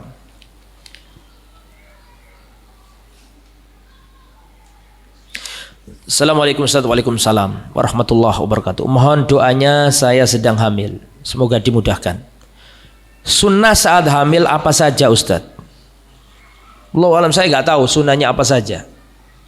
Ya intinya semua amal soleh yang baik ya itu lakukan. Ya saya wallahu alam, keterbatasan dulu saya nggak tahu amalan khusus bagi ibu hamil yang sesuai sunnah. Wallahu alam. Ya, intinya ya semua amal soleh yang baik-baik itu lakukan. Banyak-banyak baca Quran, banyak-banyak sholat, ya, banyak-banyak menjaga lisan. Ya, adapun bagaimana cara supaya bagus untuk kesehatannya bayi, bagaimana agar nanti lahirannya mudah, tanya Pak Kris ini, ada beliau di sini. Beliau dokter, jangan tanya Ustadz kalau masalah itu. Tapi kalau amaliannya apa saja, ya semua amal soleh, amal baik, insya Allah dibolehkan ya. Dan bolehkah menamai anak dengan nama para sahabat seperti Abdullah bin Abbas dengan harapan anak tersebut seperti beliau? Ya jangan sak bin-binnya. Ini. Kalau pingin anaknya seperti Abdullah bin Abbas, jangan dikasih nama Abdullah bin Abbas. Abdullah anaknya Abbas, kan anakmu. Jangan Abbas. Saking cintanya Umar bin Khattab sampai namanya anaknya Umar bin Khattab, sampai khotop-khotopnya diikutkan. Saking cintanya sama Ali bin Abi Thalib sampai anaknya dikasih nama Ali bin Abi Thalib. Abu Thalib kafir. Ya Ali bin kamu, dirimu. Jadi boleh pakai nama sahabat, tapi jangan sak bin-binnya. Karena bin itu kembali ke diri kita, bukan kembali ke sahabat yang melahirkannya. Namanya Abu Bakar, Abdullah, kita kasih anak kita namanya Abdullah. Atau Abu Bakar langsung nggak apa-apa. Jadi semua sahabat namanya itu satu kata. Semua para nabi cuma satu kata. Ada nggak nabi itu yang namanya lebih dari satu kata? Tidak ada. Nuh satu titik. Setelah itu baru bin bapaknya.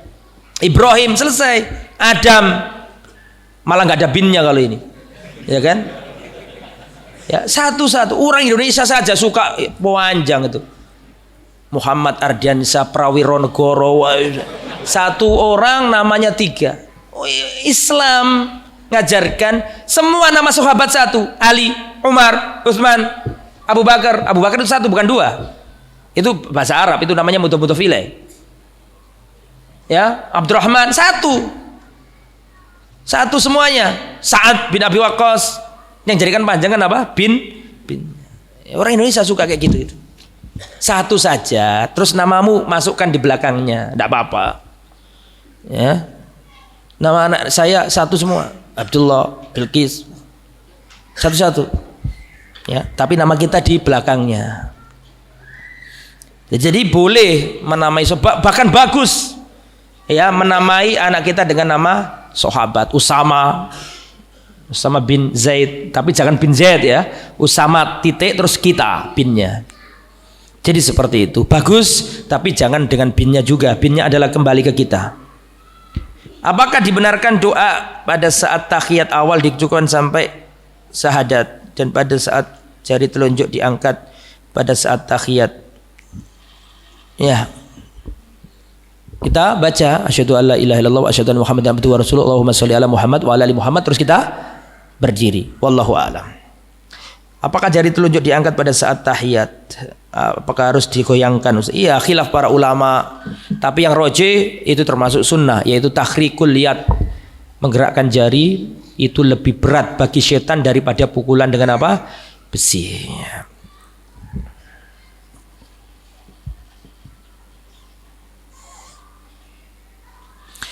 Ustadz, mana saudara muslim yang lebih dekat dengan kita? Mereka yang terbiasa mencela, memaki dan mengganggu penguasa. Yang nomor 2, mereka yang menyukai amalan-amalan bid'ah, sementara keduanya tidak menyukai muslim yang berada di atas manhaj salaf. Mana yang lebih dekat dengan kita? Semakin orang mendekat kepada sunnah, insya Allah semakin dekat kepada sesama ahlus sunnah. Semakin dia menyimpang, ya semakin menyimpang. Sebagaimana ketaatan itu bertingkat, sebagaimana iman itu bertingkat, maka kekafiran, kebid'ahan juga apa? Bertingkat. Jadi tergantung sejauh mana dia melakukan itu, ya. Jadi sama-sama nggak baiknya, ya. Tapi bid'ah pun bertingkat. Ada bid'ah mukafirah, ada bid'ah mufassiqah. Misalnya bid'ah jabat tangan setelah apa? Sholat, nggak sama dengan bid'ah misalnya tawasulan misalnya. Jadi bid'ah pun apa? Bertingkat-tingkat. Wallahu a'lam.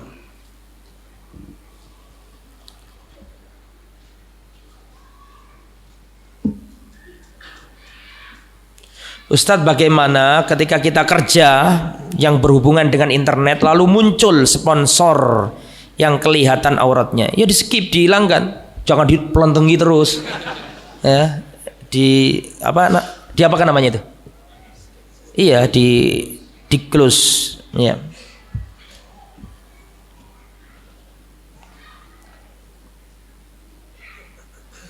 Mohon penjelasan kesesatan jemaah tabligh. Penyimpangan jemaah tabligh adalah kurang inayah dalam masalah tauhid. Tidak menjadikan landasan pokok dari dakwanya adalah dakwah tauhid. Ya, dan bahkan mereka tidak memaham akidah. 1, 2, mereka semangat dakwah tapi tidak dibarengi dengan ilmu. Padahal harus ilmu dulu baru berdakwah. Apakah jemaah tabligh termasuk khawarij? Wallahu alam, mereka lebih dekat ke apa? Sufi. Ya, tapi bisa juga kalau memang dalam pemikiran tertentu misalnya. Tapi ya ada perbedaan. Ya. Lebih dekat kemana? Ke sufi. Suka ya yang seperti orang sufi itu, zikir bareng-bareng, tawasul dengan kubur dan seterusnya.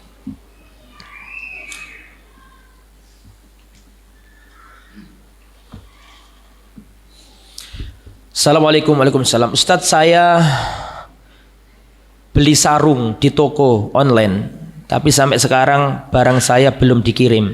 Alasannya sedang diproses dan penjualnya tidak bisa dihubungi, di chat tidak dijawab. Bolehkah pesanan saya batalkan? Ya boleh kalau nggak datang. Sudah dibayar belum? Yuk, alamat hilang itu duitmu yuk. Oh, di chat nggak bisa, diapakan nggak bisa, sudah dibayar kok. Terus batalkannya untuk apa juga? Oh, nggak bisa di Ustadz, bolehkah kita menceritakan masa-masa ketika kita belum hijrah, mengenal Islam atau sunnah dalam rangka menasihati? Ustadz, bagaimana batasan seorang dikatakan kafir?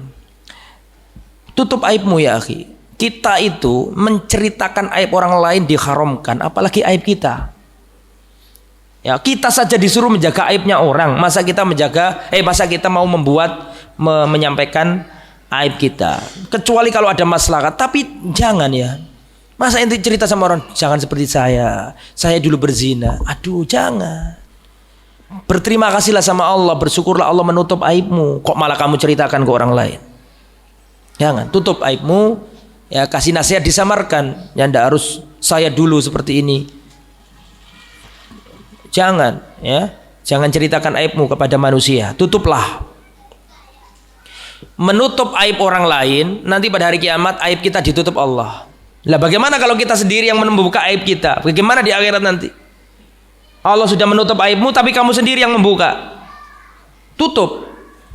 Kalaupun sudah ada terlanjur orang, ya sudah cukup orang tertentu yang tahu, jangan malah disiarkan. Jumpa pers dulu saya ini, dulu saya terus saya kenal dakwah salah. Jangan, enggak boleh itu. Enggak boleh ya seperti itu. Ya. Aslinya orang terbatas yang tahu, akhirnya banyak orang yang lebih tahu. Padahal menutup apa tadi? Menutup aurat kita, menutup aib kita itu adalah kewajiban. Batasan orang dikatakan kafir ya banyak. Batasan kafir itu adalah kalau orang mengingkari, banyak ya, mengingkari adanya Allah, mengingkari kerasulan Rasulullah, atau mengingkari sesuatu yang diijma'i oleh kaum muslimin tentang apa kewajibannya. Misalnya orang mengatakan sholat gak wajib, kafir orang ini. Karena semua dunia Islam ijma sholat itu apa? Wajib. Ada orang gak sholat, belum tentu kafir. Tapi kalau ada orang mengatakan sholat gak wajib tapi dia sholat, itu lebih bahaya yang nomor 2 ini. Dia sholat tapi dia mengatakan sholat gak wajib, itu lebih bahaya karena dia mengubah ya. Jadi mengubah sesuatu yang sudah diijma'i oleh kaum muslimin bisa menyebabkan orang murtad atau kafir. Wallahu a'lam.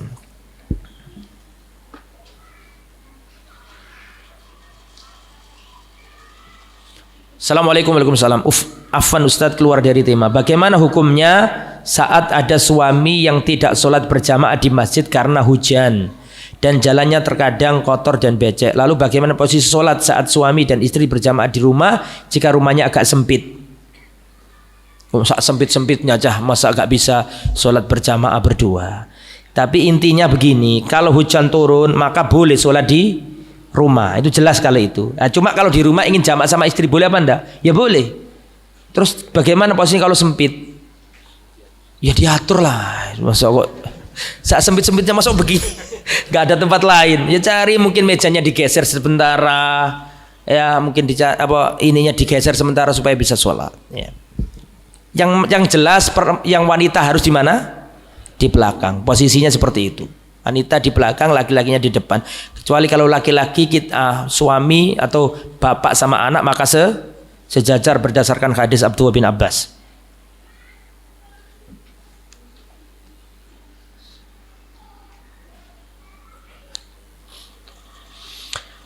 Assalamualaikum Ustaz, kalau kita bermimpi bertemu dengan Nabi Muhammad, bertemu orang yang bilang dia itu Nabi Muhammad, apakah itu bunga tidur atau tidak Ustaz? Ya tergantung itu Nabi Muhammad sungguhan apa enggak. Rasulullah pernah bersabda, barang siapa melihat aku dalam mimpinya berarti dia memang melihat aku, karena setan tidak bisa menyerupai wajahku. Yang berkata seperti ini siapa? Rasulullah. Barang siapa bermimpi melihat aku dalam mimpinya berarti dia memang melihat aku, karena setan gak bisa menyerupai wajahku. Berarti orang kalau ketemu Nabi ya ketemu Nabi. Tapi masalahnya yang diajak omong Nabi ini siapa? Para sahabat tahu bentuk fisiknya Nabi. Lah kalau kita zaman ini mengklaim ya bermimpi ketemu Nabi, maka pertanyakan ke orang itu, tahu nggak dia ciri-ciri fisiknya Nabi? Kalau dia orangnya ngerti, ngaji, ngerti bentuk fisiknya Nabi, ya insya Allah benar. Tapi orang sholat nggak pernah, kajian nggak pernah, terus tiba-tiba datang kita, Ustadz tadi malam saya mimpi ketemu Nabi. Mas, gimana kok ente ngaku ketemu Nabi? Iya ketemu Ustadz. Bagaimana saya dengarkan? Gini Ustadz, orang yang ganteng luar biasa Ustadz. Gagah, baidu ma baina mangkibain, antara pundak yang satu dengan pundak yang lain berjauhan. Oh iya bener Mas, itu Mas. Seperti sifatnya Nabi. Terus bagaimana wajahnya? Seperti rembulan Ustadz. Iya betul. Bagaimana rambutnya? Tidak keriting, tidak lurus. Iya betul. Gimana Rasulullah? Tinggi apa pendek? Ini Ustadz, tidak tinggi, tidak pendek, tengah-tengah Ustadz. Terus gimana jenggotan Mas? Iya nggak jenggotan Ustadz. Oh setan dia Mas. Setan Mas ya Mas. Ya itu. Ketemu Nabi pakai jubah Ustaz, wangi Ustaz. Saya tadi mimpi ketemu Nabi pakai sorban warna merah, udeng-udengan hijau, merah ketemu hijau ya. Wangi, jenggotnya sedada Ustaz. Berwibawa, aromanya wangi. Terus gimana pakaiannya Mas? Iya Ustaz, ngelembre ke tanah Ustaz. Setan Mas ini Mas. Nah, itu tidak diketahui kecuali orang yang ngaji. Nah kenapa sih orang kok banyak yang kesasar-kesasar itu nggak pernah ngaji, moro-moro di sholat malam mimpi, ya ngaku Rasulullah, kamu ambillah barang ini di tempat ini, diambil ketemu pulpen, ketemu keris, setelah itu jadi dukun. Tapi dia menganggap itu karoma karena sholat malamnya, paham maksudnya ya? Nah itu hendaklah kita harus berhati-hati masalah kayak gitu itu ya.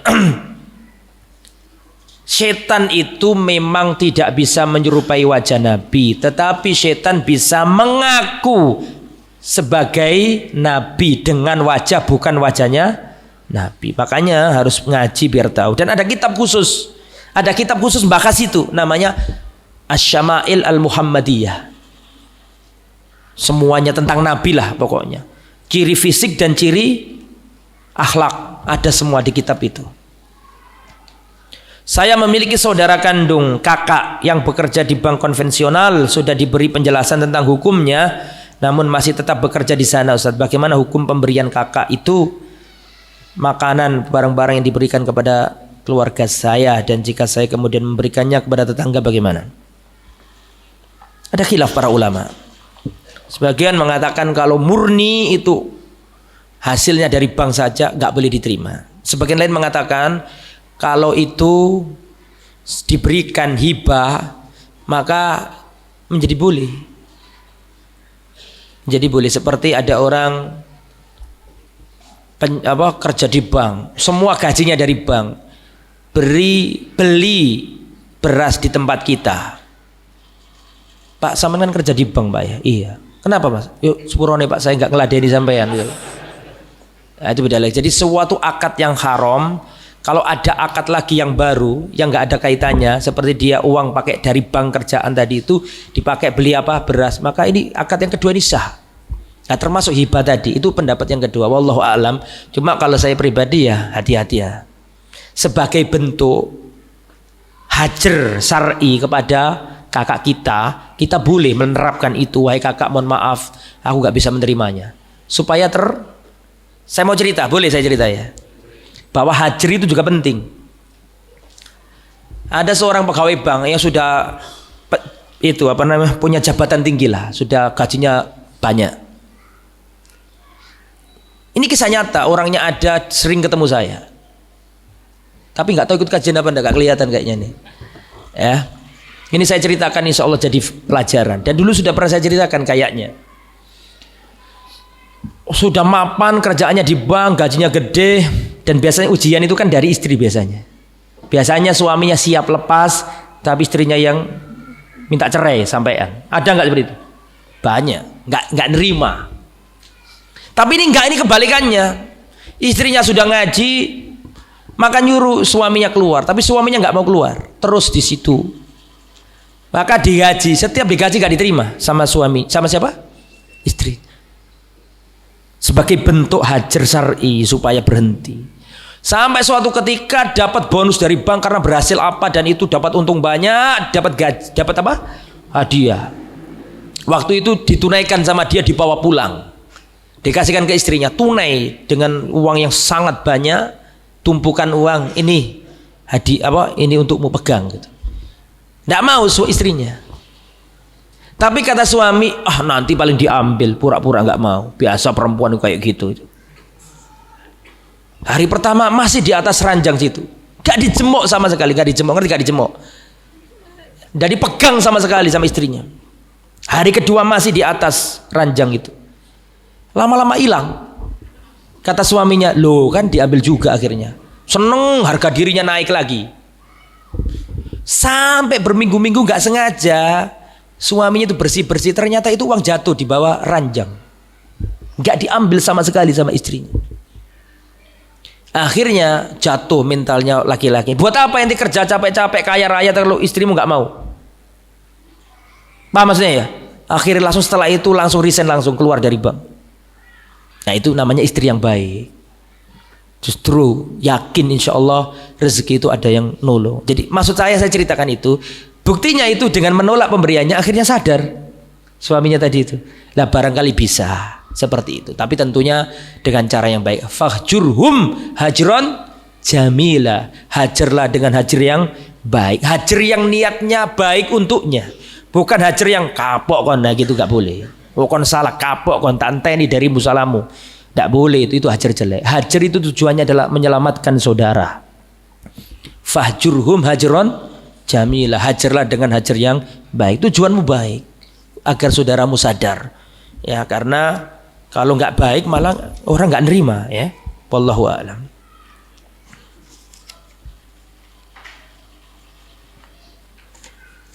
Sebagian ada pertanyaan yang diulang.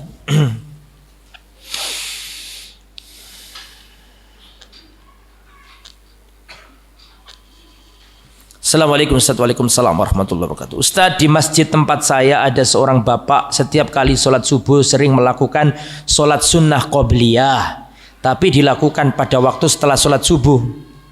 Ya bukan qobliyah lah. Kok Anda tahu kalau itu qobliyah? Itu saya tanya dulu.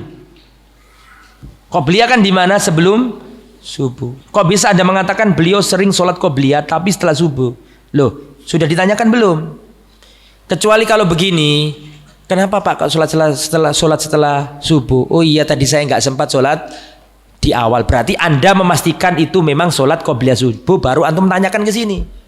Tapi kalau belum sudah antum omongkan, dia Ustadz selalu sholat apa? Qobliyah tapi setelah subuh. Lah ini nggak tahu apakah sudah ditanyakan ke orangnya apa belum. Tapi seandainya sudah ditanyakan ke orangnya, iya mas ini memang saya qobliyah subuh karena nggak sempat, maka boleh jika memang ada udzur.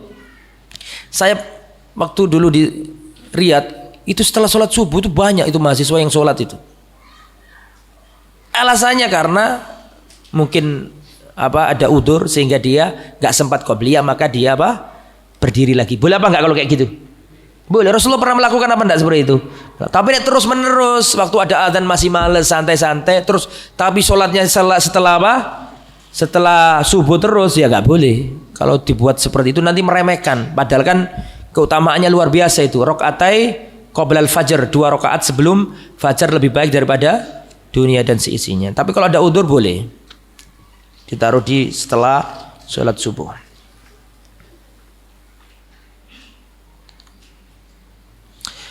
Assalamualaikum warahmatullahi wabarakatuh. Saya ingin bertanya bagaimana meluluhkan hati seorang ayah untuk melakukan ibadah sholat 5 waktu. Sejak saya kecil hingga sekarang, ayah saya melalaikan sholat 5 waktu dan sholat Jumat. Sempat sholat beberapa bulan, lalu ketika kakak ayah saya terkena sakit parah, beberapa minggu setelah itu kembali lagi melalaikan sholat.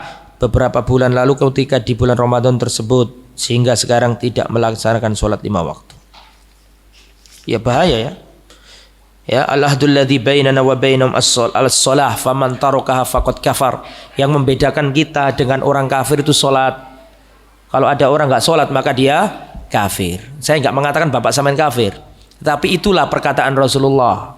Ya, makanya harus hati-hati, benar-benar ayahnya diingatkan Jangan pernah berputus asa, terus diingatkan dengan cara yang baik, dan kalau sudah nggak mempan maka harus dibarengi dengan doa. Terkadang orang itu berubah bukan karena dalil kita, terkadang orang itu berubah karena doa kita. Umar bin Khattab dikasih dalil tidak mempan, didoakan sama Nabi. Masih ingat ya, men? Ya, dan Allah memasukkan cahaya karena didoakan oleh siapa? Rasulullah sallallahu alaihi wasallam. Akhirnya dengan itu Umar mendengarkan bacaan Quran terus masuk Islam. Karena didoakan Rasulullah. Sama ya pertanyaan tentang orang tua, intinya harus didoakan, seandainya antum bisa, ya kan ada hadis tuh. La ayahdiyallahu bika rajulan wahidan khairun laka min khumurin na'am. Seandainya Allah memberi hidayah kepada seseorang melalui tanganmu, itu lebih baik daripada kamu memiliki unta merah. Lalu bagaimana dengan orang itu jika orang itu adalah orang tua kita? Ya, cara bakti yang paling bakti adalah mengantarkan hidayah untuk orang tua kita. Karena urusan ngasih duit itu urusan dunia. Tapi kalau menjadikan bapak ibu kita itu sadar, mau sholat, mau menutup aurat, itu untuk kebaikan apa? Dunia dan akhiratnya. Terakhir, Assalamualaikum warahmatullahi wabarakatuh. Saya seorang akhwat, hampir 3 tahun pisah dengan suami tanpa nafkah lahir dan batin. Karena seringnya fitnah terhadap saya, apa saya berdosa jika saya menggugat cerai?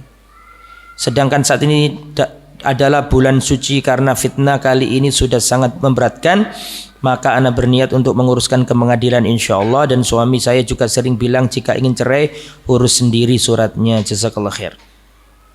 Jika kenyataannya seperti yang ditanyakan, saya ulangi ya, jika kenyataannya seperti yang ditanyakan ini, 3 tahun nggak dikasih nafkah lahir dan batin, maka cerai.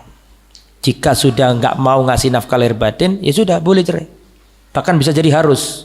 Kalau sudah nggak ngasih apa? Kalau misalnya dia sering marah-marahi tapi nafkahnya masih lancar, itu masih ya insya Allah masih bisa lah balik itu. Tapi kalau sudah ditinggal 3 tahun, nggak pernah dinafkahi, nggak pernah lahirnya maupun batinnya, dan upaya-upaya sudah diupayakan untuk rujuk, untuk baikan lagi sudah nggak ketemu, ya sudah cerai. Jawaban Ustadz sebatas apa? Pertanyaan seperti itu, maka jawabannya seperti itu. Kalau sudah nggak bisa, ya dipadukan lagi, bahkan nggak pernah ngasih nafkah lahir dan nafkah batin, wah ini berat. Tugasnya suami kan ngasih nafkah lahir dan batin. Kalau tugas itu nggak tunaikan, maka boleh seorang istri menuntut cerai. Insya Allah tidak berdosa jika seperti itu kenyataannya. Semoga bermanfaat apa yang telah disampaikan. Insya Allah pada pertemuan yang akan datang kita akan membahas adhiyatul muslimin, ya, wasyatmuhum, menyakiti kaum muslimin dan mencelah, mengata-ngatai kaum muslimin. Ini adalah dosa besar yang ke-50. Insya Allah akan kita terangkan pada pertemuan yang akan datang. Belum puasa kan bulan depan? Ya, insya Allah ketemu pada pertemuan yang akan datang. Subhanakallahumma bihamdika, asyhadu an la ilaha illa anta, astaghfiruka wa atubu ilaik. Wassallallahu ala nabiyyina Muhammad wa ala alihi washabihi ajma'in. Wa akhiru da'wana alhamdulillahi rabbil alamin. Wassalamualaikum warahmatullahi wabarakatuh.